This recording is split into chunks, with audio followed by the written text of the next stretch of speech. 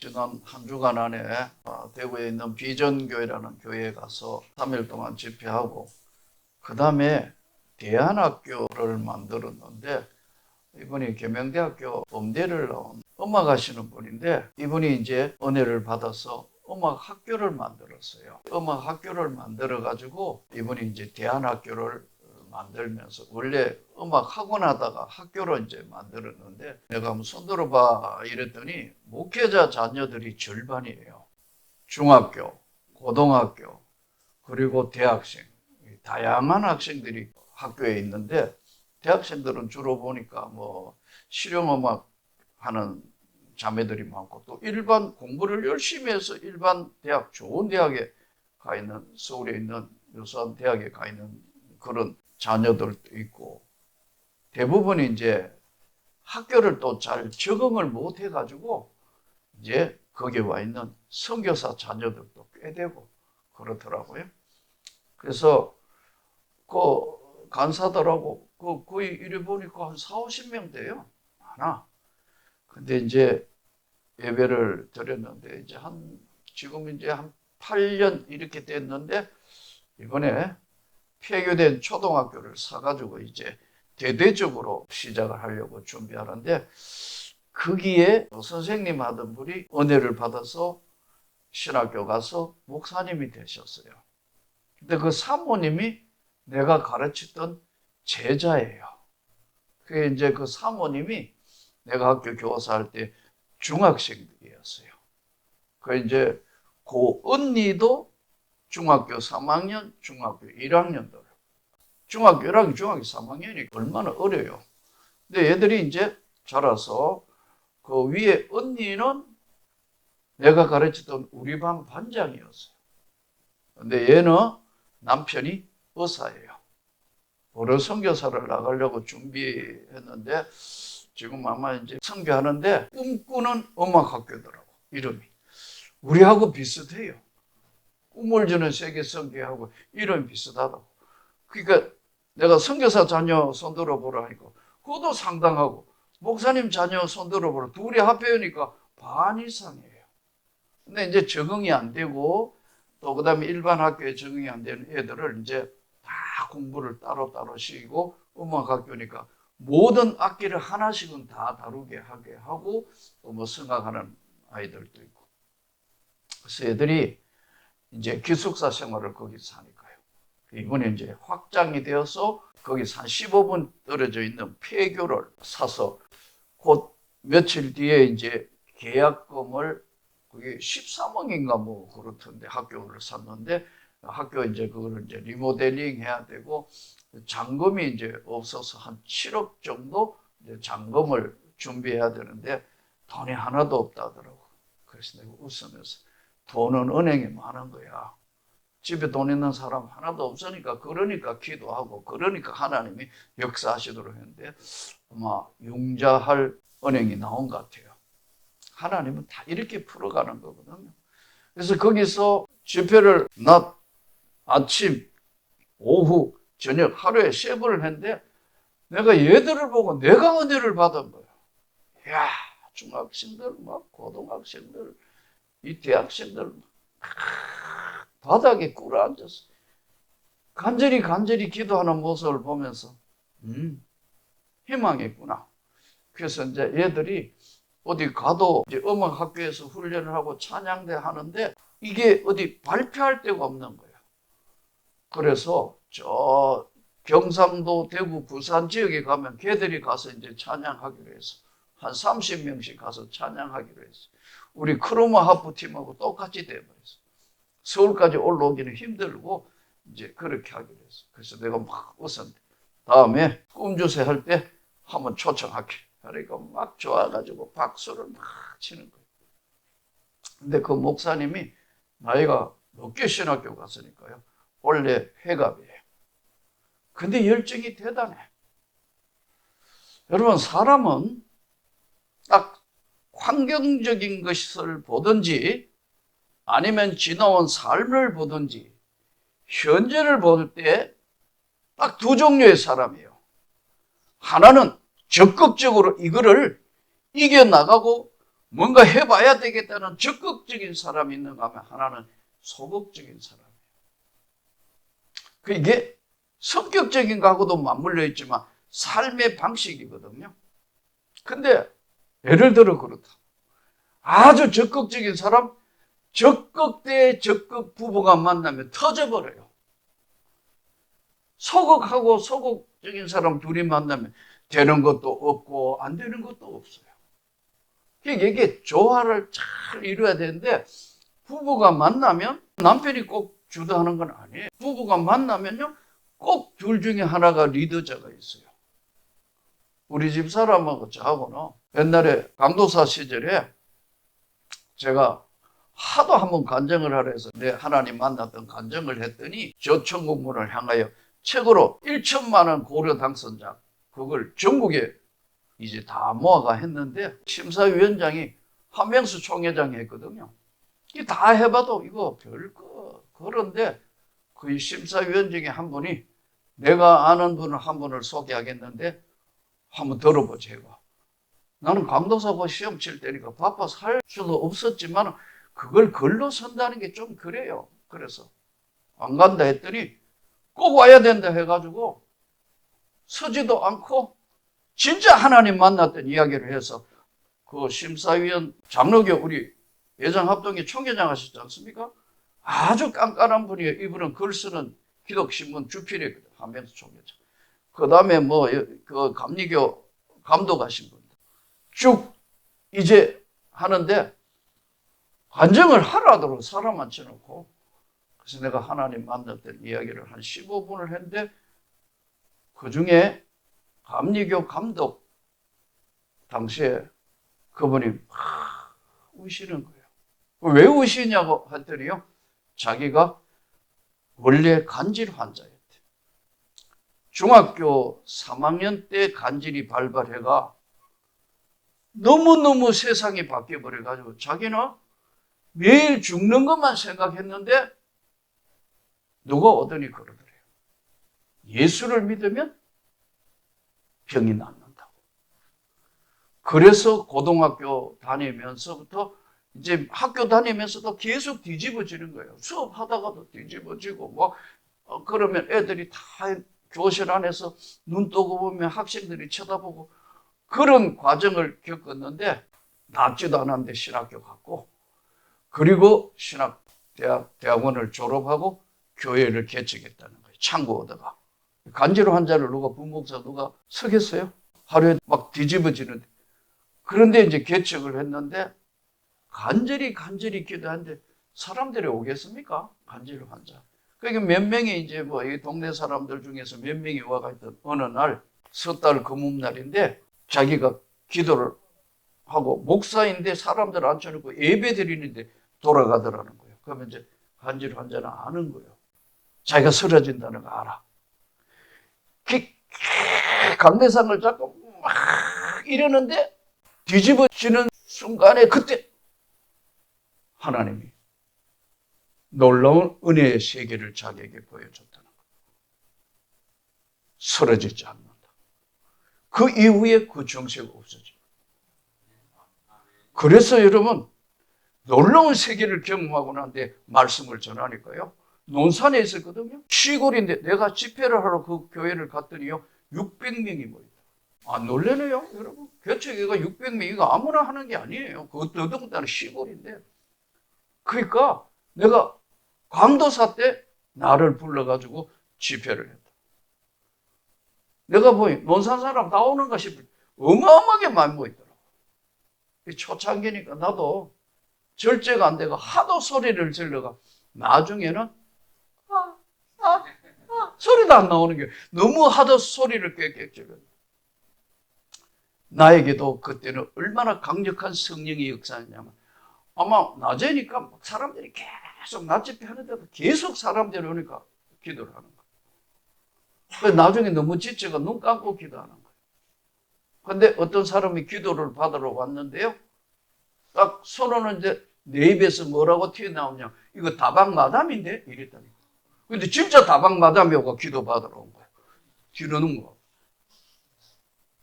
내게도 강력한 힘이 동반되는 거예요. 오랜 시간이 지났는데 여러분 다른 건 몰라도 신앙생활은 적극적으로 해야 됩니다. 믿음이라는 것은 확신에서 출발하기 때문에 신앙생활은 소극적이다? 구원받을 길이 없어요. 지금 우리 한국교회 제가 볼 때는 가장 문제는 하나님 앞에 신앙생활이 적극적이지 못한 거예요.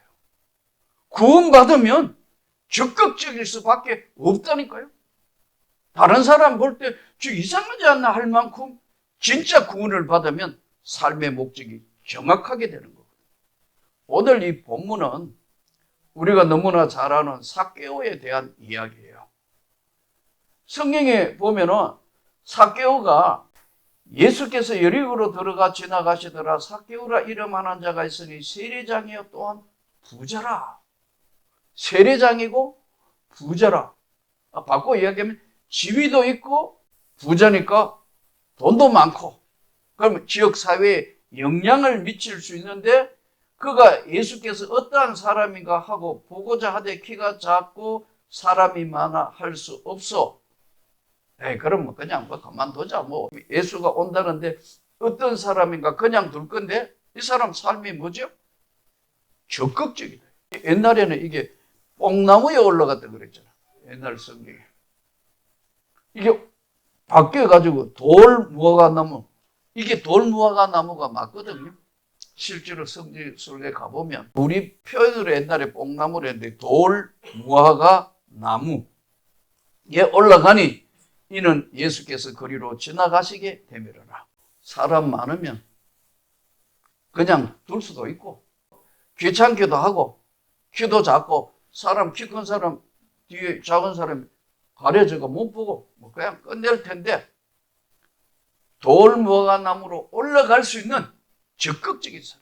믿음은 적극적인 걸 요구해요. 믿음 생활이 적당한다는 것은 믿음 생활이 없는 거예요. 이 상황에서 삭개오라는 이름을 오늘 찾아보니까 삭개오라는 이름이요. 의로운 사람, 의로운 이런 뜻인데 사실 이 삭개오의 직업이 뭐예요? 세리장이에요. 세리장. 세리도 아니고 세리장이는데 이거 우리가 좀 이해를 해야 될 필요가 있는데 당시에 로마가 세계를 지배할 때 이 팔레스틴, 이 이스라엘에는 어떻게 됐냐면요. 세금을 거두는 거예요. 세금을 거두는데 요즘도 세금 종류가 많았지만 그때도 세금 종류가 어마어마하게 많아요. 첫째는 사람 머리대로 인두세. 여기서 다리 걷는다. 통행세. 지금이나 그때나 세금은 똑같다니까요. 다 거두는 거예요. 근데 이 세금 거두는 방법이 다른 거예요. 어떻게 거두느냐? 그냥 국가에서 거두는 게 아니고 로마 정부에 어떤 사람이 신청을 해요. 나에게 세금 거둘 수 있는 권한을 주시라고. 그러면 오늘 이야기 입찰하는 거예요. 입찰. 입찰을 해서 주면은 그 사람이 이제 세무서 차리는 거예요. 그러면 예를 들어서 엄청난 돈을 얼마를 줘가 로마 정부로부터 입찰을 받으면 어떻게 돼요? 입찰했는 금액보다는 많이 뽑아내야 되는 거잖아요. 그렇잖아요. 손해보는 장사 안 하잖아요. 그러면 세금을 과하게 매기는 거예요. 정한 세 외에는 예수님께서 받지 마. 군인들에게는 함부로 강탈하고 나쁜 짓 하지 마. 이게 예수님 말씀이에요. 근데 세리장쯤 되니까 여러분 이거 거두고 더 많이 거두니까 자연적으로 부자가 되었고 그것을 세금을 내야 될 사람들은 세금 좀 작게 줘야 되는데 저거 나쁜 놈이라고 계속 그럴 거 아니에요. 여러분 역사는 그렇습니다. 경제는 순환이 돼야 되는 거고 옛날에 지주들 일은 안 하고 자기는 물 한 번 흙칠 안 하는데 전부 평민들 노비들 이조 시대의 문제가 뭐예요? 양반은 여러분 군대도 안 갔습니다. 평민들하고 종들이 다 전쟁하러 간 거예요. 임진왜란 일어나니까요. 왜군이 계속해서 부산포에서부터 밀고 올려오는데요. 그 앞에 선 사람들이 로비들입니다. 어떻게 생각해요? 그러니까 이걸 바꾸고 잘 제도화해야 되는 게 정한세 외에는 받지 마. 반드시 내야 되고 반드시 해야 될 거 외에는 하지 말라는 거예요. 근데 과하게 했고 왕과 대신들과 양반들은 아무것도 안 했다고. 공자왈 맹자왈만 했다고. 그래도 정말 빨리 안 망한 거 보면 참 희한해요. 하나님이 보호하사 우리나라 만세가 맞는 것 같아요. 자유 대한민국이 세워졌어요. 하나님이 축복을 하셨다고. 아무리 기도하며 생각해봐도 이 나라 잘 살게 된 건 하나님의 은혜라는 것밖에는 해석할 길이 없어요. 자, 보세요. 이제 삭개오는 돌무화과 나무에 올라갈 만큼 적극적인, 돌무화과 나무에 올라가가 이제 어떻게 되는가 했는데, 이걸 가만히 기도하며 묵상해 보니까 삭개오가 어떻게 한 거죠? 틀림없이 이 길로 올 것이다. 이 길로 올 것이라는 걸 예상했는 거예요. 우리가 이 세상에서 은혜를 받는 통로는 정해져가 있어요. 세상에 나가서는 은혜 받을 길이 없습니다. 믿음은 들음에서 나며 들음은 예수 그리스도의 말씀으로 말미암았다 그랬거든요. 이때 삭개오가 일단 한번 어떤 사람인가 봐야 되겠다 해서 그가 누구인지 알고자 해서 지금 돌무화과 나무에 딱 올라갔는데 예수님이 지나가시다가 뭐라 하죠? 삭개오야, 내려오라. 얼마나 놀랐겠어요. 전혀 생각지도 않는데 예수님이 그 자리에 서서 내려와, 삭개오야. 삭개오 이름 뜻이 뭐라 그랬죠? 의로운 사람이라는 뜻이라고. 삭개오야, 내려오라. 얼마나 놀랐겠어요? 오늘 너의 집에 유하겠다. 그러니까 주변의 사람들이 뭐라고 성경에 기록되어 있습니까? 저거 죄인의 집에 가가지고 유한다고 그러는데 삭개오가 얼마나 나쁜 세리인데 창녀와 같이 취급을 했다니까요. 당시에 유대 사람들이. 근데 예수님께서 눈 하나 깜짝 안 해 하시고 내가 오늘 너희 집에 유하겠다. 그러자 삭개오가 대단히 중요한 고백을 합니다. 삭개오야, 속히 내려오라. 내가 오늘 내 집에 유하여야 하겠다 하시니 급히 내려와 절구하며 영접하거늘 무사람이 보고 수군거려 이르되 저가 죄인의 집에 유하러 들어갔도다 하더라. 삭개오가 서서 주께 여짜오되 주여 보시옵소서. 내 소유의 절반을 가난한 자들에게 주겠사오며 만일 누구의 것을 속여 빼앗은 일이 있으면 네 갑절로 갚겠습니다. 속여 뺏은 것이 있으면 내가 이거 모르려고서 했는 건 모르지만 진짜 속여서 뺏은 거 있으면 네 갑절이나 갚겠나이다. 예수께서 이르시되 오늘 구원이 이 집에 이르렀으니 이 사람도 아브라함의 자손인 거다. 인자가 온 것은 잃어버린 자를 찾아 구원하려 함이라. 저는 늘 예배드리면서 여러분에게 강조한 것이 한 가지, 지금도 그렇고 앞으로도 그럴 겁니다. 저와 여러분이 이 예배는 하나님 앞에 드린 예배라는 걸 잊으면 안 돼요. 인간이 모인 예배는 아무 의미가 없어요.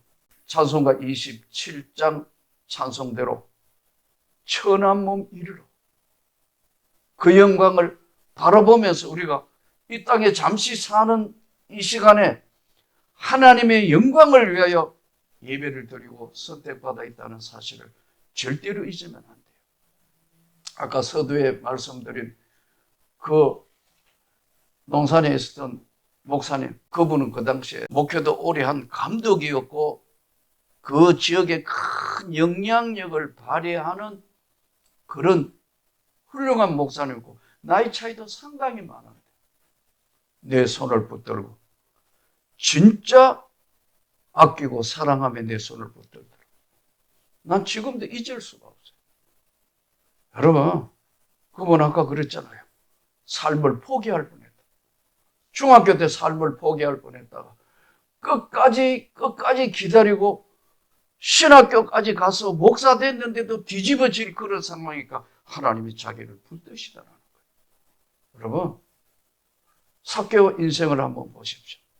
인생의 전환점을 적극적으로 돌무화과 나무에 올라가 가지고 어떻게 되는가 결과를 보려 했던 그의 모습을 보시고, 삭개오야 내려오라.